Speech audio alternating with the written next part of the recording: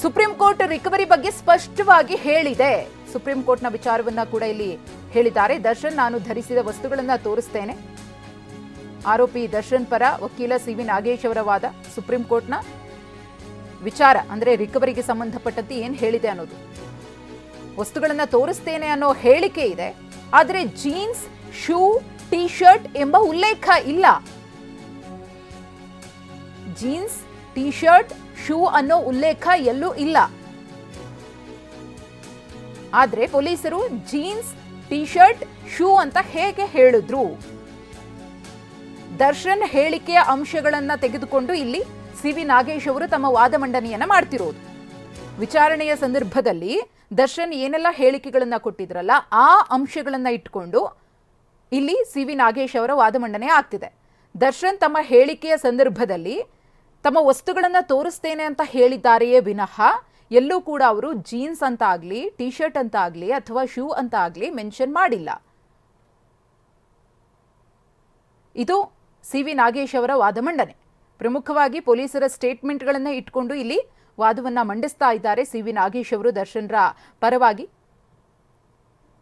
FSL report ಇರಬಹುದು ಅಥವಾ ಅದು ಬಂದಾದ ಮೇಲೆ ಬರೋಕ್ಕೂ ಮುನ್ನ ಪೊಲೀಸರಿಂದ ಏನೇನು ಹೇಳಿಕೆಗಳು ಬಂತು ಅದೆಲ್ಲವೂ ಕೂಡ ಈಗ ಯಾವ ರೀತಿಯಾಗಿ ವಿಭಿನ್ನವಾಗಿ ನಿಂತ್ಕೊಂಡಿವೆ, ಏನೆಲ್ಲ ವ್ಯತ್ಯಾಸಗಳು ಕಂಡು ಬರ್ತಾ ಇದೆ, ಏನೆಲ್ಲ ಲೋಪದೋಷಗಳು ಆಗಿದೆ, ಪೊಲೀಸರ ಒಂದು ತನಿಖೆಯ ವೈಖರಿ ಹೇಗಿತ್ತು, ತಪ್ಪುಗಳ ಆಗಿದೆ, ದರ್ಶನ್ರನ್ನ ಯಾವ ರೀತಿಯಾಗಿ ಸಿಲುಕಿಸುವಂತಹ ಪ್ರಯತ್ನಗಳು ಆಯಿತು, ಸಾಕ್ಷ್ಯಗಳನ್ನ ಸೃಷ್ಟಿ ಮಾಡುವಂತಹ ಕೆಲಸಗಳು ಹೇಗಾಯಿತು, ಇದೆಲ್ಲದರ ಬಗ್ಗೆಯೂ ಕೂಡ ಇಲ್ಲಿ ಸಿ.ವಿ. ನಾಗೇಶ್ ಅವರು ವಾದ ಮಂಡನೆಯನ್ನ ಮಾಡ್ತಿರೋದು. ಪ್ರಮುಖವಾಗಿ ದರ್ಶನ್ ರವರ ಸ್ಟೇಟ್ಮೆಂಟ್ ಮತ್ತು ಹತ್ಯೆಯ ದಿನ ದರ್ಶನ್ ರವರು ಹಾಕಿದಂತಹ ಬಟ್ಟೆ ಇರಬಹುದು, ಶೂಸ್ ಇರಬಹುದು ಅಥವಾ ಚಪ್ಪಲಿನೇ ಇರಬಹುದು, ಏನು ಹೇಳಿಕೆಯನ್ನು ದರ್ಶನ್ರು ಕೊಟ್ಟಿದ್ದಾರೋ ಅದನ್ನೇ ಇಲ್ಲಿ ಉಲ್ಲೇಖ ಮಾಡಿ ಪ್ರಸ್ತಾಪ ಮಾಡಲಾಗ್ತಿದೆ. ದರ್ಶನ್ ಎಲ್ಲೂ ಕೂಡ ಆ ರೀತಿ ಹೇಳ್ಕೊಂಡಿಲ್ಲ. ಶೂ ಅಂತ ಹೇಳಿ ಶೂವನ್ನು ತೆಗೆದುಕೊಂಡು ಹೋಗಿದ್ದಾರೆ, ಜೀನ್ಸ್ ಅಂತ ಹೇಳಿದ್ರು, ಆದರೆ ಅದನ್ನು ಕೂಡ ದರ್ಶನ್ ಉಲ್ಲೇಖ ಮಾಡಿಲ್ಲ ಸ್ಟೇಟ್ಮೆಂಟಲ್ಲಿ. ಇದೆಲ್ಲವೂ ಕೂಡ ಎಲ್ಲೋ ಒಂದು ಕಡೆ ಗೊಂದಲವನ್ನು ಸೃಷ್ಟಿ ಮಾಡ್ತಾ ಇದೆ. ಇದರ ಬಗ್ಗೆ ಪೊಲೀಸರಲ್ಲೇ ಕ್ಲಾರಿಫಿಕೇಶನ್ ಇಲ್ಲ, ಸ್ಪಷ್ಟತೆ ಇಲ್ಲ. ಚಾರ್ಜ್ ಶೀಟ್ನ ಒಂದಷ್ಟು ಅಂಶಗಳು ಕೂಡ ಇಲ್ಲಿ ಉಲ್ಲೇಖ ಆಗಿದೆ. ಆದರೆ ಸಿ.ವಿ. ನಾಗೇಶ್ ಅವರ ಈ ಎಲ್ಲ ಅಂಶಗಳಿಗೆ ಎಸ್.ಪಿ.ಪಿ. ಅವರು ಯಾವ ರೀತಿಯಾಗಿ ಪ್ರತಿವಾದವನ್ನು ಮಂಡಿಸ್ತಾರೆ, ಅವರ ವಾದ ಹೇಗಿರುತ್ತೆ, ಪೊಲೀಸರ ಕಾರ್ಯವೈಖರಿಯ ಅವರ ತನಿಖೆಯನ್ನ ಹೇಗೆ ಸಮರ್ಥಿಸಿಕೊಳ್ತಾರೆ ಅನ್ನೋ ಕುತೂಹಲವೂ ಕೂಡ ಮನೆ ಮಾಡಿದೆ. ಮತ್ತಷ್ಟು ಮಾಹಿತಿಯನ್ನು ಕೊಡ್ತಾ ಹೋಗ್ತಾರೆ ನಮ್ಮ ಪ್ರತಿನಿಧಿ ಜಗದೀಶ್ ನೇರ ಸಂಪರ್ಕದಲ್ಲಿದ್ದಾರೆ. ಜಗದೀಶ್, ಇಲ್ಲಿ ಪೊಲೀಸರಿಂದ ಆಗಿರುವಂತಹ ಒಂದಷ್ಟು ತಪ್ಪುಗಳನ್ನೇ ಎಳೆ ಎಳೆಯಾಗಿ ಬಿಚ್ಚಿಡುವಂತಹ ಕೆಲಸವನ್ನ ಸಿ.ವಿ. ನಾಗೇಶ್ ಅವರು ಮಾಡ್ತಿರುವಂತೆ ಭಾಸವಾಗ್ತಾ ಇದೆ. ಮಧುಶ್ರೀ, ಇದು ತಪ್ಪು ಎನ್ನಲಾಗಿರುವಂತಹ ಅಂಶಗಳನ್ನ ಇಟ್ಕೊಂಡು ನಾಗೇಶ್ ಅವರು ವಾದ ಮಾಡ್ತಾ ಇದ್ದಾರೆ. ಆದ್ರೆ ಆ ವಿಚಾರಗಳಿಗೆ ಏನು ಪ್ರತಿವಾದ ಮಾಡಬೇಕಾಗಿರುವಂತಹ ಎಸ್.ಪಿ.ಪಿ. ಪ್ರಸನ್ನ ಅವರು ಯಾವ ಯಾವ ವಿಚಾರಗಳನ್ನ ಈ ಸಂದರ್ಭದಲ್ಲಿ ಉಲ್ಲೇಖ ಮಾಡ್ತಾರೆ ಅನ್ನುವಂಥದ್ದನ್ನ ಕಾದ್ ನೋಡ್ಬೇಕಾಗಿದೆ. ಎಲ್ಲೋ ಒಂದು ಕಡೆ ನಾಗೇಶ್ ಅವರು ಹೇಳೋ ಪ್ರಕಾರವಾಗಿ ಈ ಪ್ರಕರಣದಲ್ಲಿ ದರ್ಶನ್ ವಿರುದ್ಧವಾಗಿ ಸಾಕ್ಷಿಗಳನ್ನ ಜೊತೆಗೆ ಪಂಚನಾಮೆಯನ್ನ ಸೃಷ್ಟಿಸಲಾಗಿದೆ ಅನ್ನುವಂತಹ ವಿಚಾರವನ್ನ ಅವರು ಉಲ್ಲೇಖವನ್ನ ಮಾಡ್ತಾ ಇರೋದ್ರ ಜೊತೆಗೆ ದರ್ಶನ್ ಅವರ ಹೇಳಿಕೆಯನ್ನ ಆಧರಿಸಿಕೊಂಡು ಪೊಲೀಸರು ರಿಕವರಿ ಮಾಡಿರುವಂತಹ ಒಂದು ಅಂಶಗಳೇನಿವೆ ಅವಕ್ಕೆ ಸಾಕಷ್ಟು ಒಂದು ಡಿಫ್ರೆನ್ಸಸ್ ಇದೆ ಅನ್ನುವಂತಹ ವಿಚಾರಗಳನ್ನ ಅವರು ತಮ್ಮ ವಾದದಲ್ಲಿ ಉಲ್ಲೇಖವನ್ನ ಮಾಡ್ತಾ ಇದ್ದಾರೆ. ಮೊದಲನೇದಾಗಿ ಅವರು ರಿಕವರಿ ಮಾಡಿರುವಂತಹ ವಸ್ತುಗಳೇನಾಗಿತ್ತು ಸ್ಪಾಟ್ ಅಲ್ಲಿ ಆ ವಿಚಾರಗಳಾಗಿರ್ಬೋದು, ಜೊತೆಗೆ ಈಗ ದರ್ಶನ್ ಧರಿಸಿದಂತಹ ಏನು ಬಟ್ಟೆ ಆಗಿರ್ಬೋದು ಆ ಬಟ್ಟೆಯ ವಿಚಾರವನ್ನು ಕೂಡ ಅವರು ಉಲ್ಲೇಖವನ್ನ ಮಾಡ್ತಾ ಇರುವಂಥದ್ದು. ಆದ್ರೆ ದರ್ಶನ್ ಚಪ್ಪಲಿ ಧರಿಸಿದ್ರು ಅನ್ನುವಂಥ ವಿಚಾರವನ್ನ ಉಲ್ಲೇಖ ಮಾಡಿದ್ದಾರೆ. ಆದ್ರೆ ಪೊಲೀಸರು ರಕ್ತದ ಕಲೆ ಇದ್ದಂತಹ ಇತ್ತು ಎನ್ನಲಾದಂತಹ ಶೂ ಅನ್ನ ರಿಕವರಿ ಮಾಡಿದೀವಿ ಅಂತ ಹೇಳ್ತಾರೆ. ಮತ್ತೊಂದು ಕಡೆ ಪೊಲೀಸರು ಏನು ರಿಕವರಿ ಮಾಡಿರುವಂತಹ ಶರ್ಟ್ ಏನಿದೆ, ಡ್ರೆಸ್ ಏನಿದೆ, ಅದು 9ನೇ ತಾರೀಕೆ ಹೊಗೆಯಲಾಗಿದೆ. ಒಗೆದ್ರೂ ಕೂಡ ಆ ಬಟ್ಟೆಯಲ್ಲಿ ಇನ್ನೂ ರಕ್ತದ ಕಲೆ ಹೇಗಿದೆ, ಇವೆಲ್ಲವೂ ಎಲ್ಲೋ ಒಂದು ಕಡೆ ಕಥೆಯ ರೀತಿಯಲ್ಲಿ ಇದೆ ಅನ್ನುವಂಥ ಒಂದು ವಿಚಾರವನ್ನು ಕೂಡ ಉಲ್ಲೇಖ ಮಾಡ್ತಾ ಇದ್ದಾರೆ. ಇನ್ನು ಕೂಡ ಈ ಪ್ರಕರಣಕ್ಕೆ ಸಂಬಂಧಿಸಿದಂತೆ ಅವರು ಕಂಡು ಬಂದಂತ ಅಂದ್ರೆ ಅವರು ಪರಿಶೀಲನೆ ಮಾಡಿದಂತಹ ಸಂದರ್ಭದಲ್ಲಿ ಅವರಿಗೆ ಕಂಡು ಬಂದಂತಹ ಯಾವ್ಯಾವ ಲೋಪಗಳಾಗಿದೆ ಅನ್ನುವಂಥದ್ದು, ಜೊತೆಗೆ ದರ್ಶನ್ ಈ ಪ್ರಕರಣಕ್ಕೆ ಸಂಬಂಧಿಸಿದಂತೆ ಪೊಲೀಸರ ಮುಂದೆ ನೀಡಿರುವಂತಹ ಹೇಳಿಕೆಗಳೇನಿವೆ ಆ ಹೇಳಿಕೆಗಳ ಆಧಾರದ ಮೇಲೆ ಅವರು ಏನು ಕಂಡು ಬಂದಿರುವಂತಹ ಲೋಪಗಳೇನಿವೆ ಆ ವಿಚಾರಗಳನ್ನ, ಜೊತೆಗೆ ಪೊಲೀಸರು ನಡೆಸಿರುವಂತಹ ತನಿಖೆಗೂ ಜೊತೆಗೆ ಹೇಳಿಕೆಗೂ ಸಿಕ್ಕಿರುವಂತಹ ಡಿಫರೆನ್ಸಸ್ ಏನಿದೆ ಆ ವಿಚಾರಗಳನ್ನ ಇಟ್ಕೊಂಡು ತಮ್ಮ ವಾದವನ್ನ ಕೂಡ ಇನ್ನೂ ಮುಂದುವರಿಸಿದ್ದಾರೆ.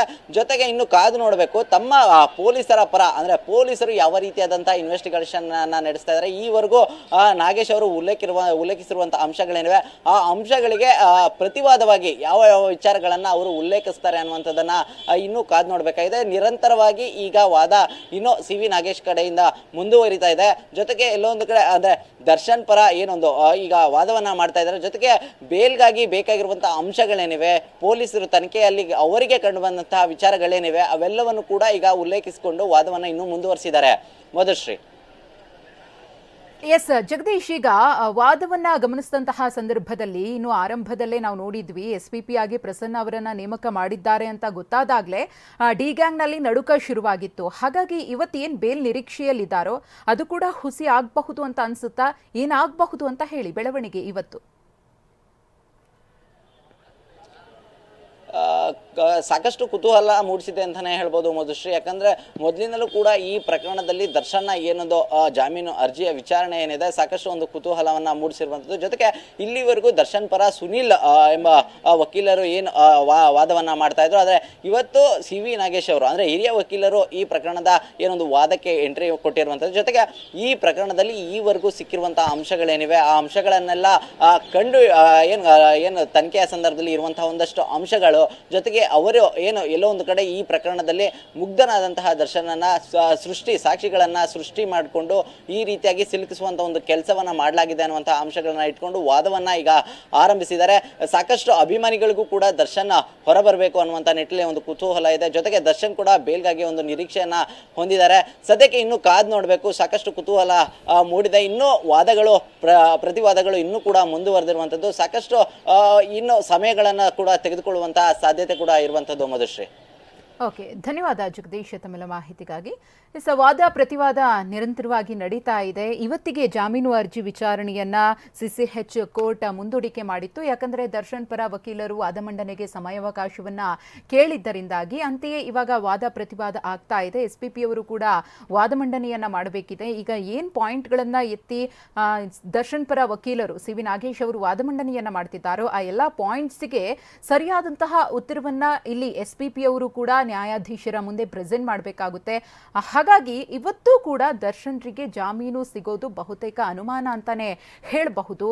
ಒಂದು ಕಡೆ ಅವರ ಅಭಿಮಾನಿಗಳು ಕಾಯ್ತಿದ್ದಾರೆ, ಸಿಗಬಹುದು, ತಮ್ಮ ನಟ ಆಚೆ ಬರಬಹುದು ಅಂತ ಹೇಳಿ.